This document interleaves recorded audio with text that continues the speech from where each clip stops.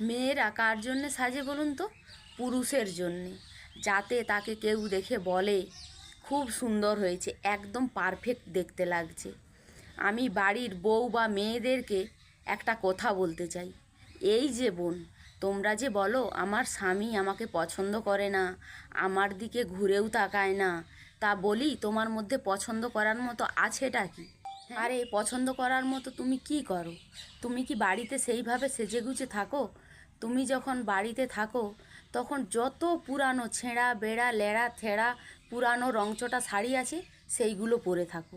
তোমার স্বামী যখন সারাদিন কাজের পরে ক্লান্ত হয়ে বাড়ি ফিরে আসে তখন কি দেখে? সে যখন বাড়ি ফিরে আসে আর দেখে না আছে তোমার চোখে কাজল, না আছে ঠোঁটে লিপস্টিক, না আছে ভালো করে চুল আঁচড়ানো, না আছে ভালো শাড়ি পরা, এমনি ছেঁড়া বেড়া লেড়া শাড়ি পরে তার সামনে এসে ঘুরতে থাকো।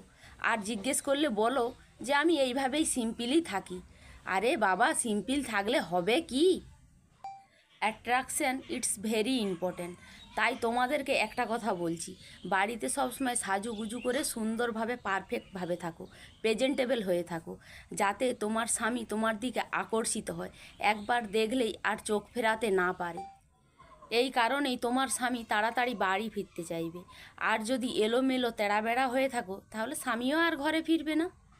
আর একটা কথা, ইটস ভেরি ইম্পর্ট্যান্ট, সাজলে কেবলমাত্র স্বামীর জন্যেই সাজো, অন্য পুরুষের জন্যে না। Mind it.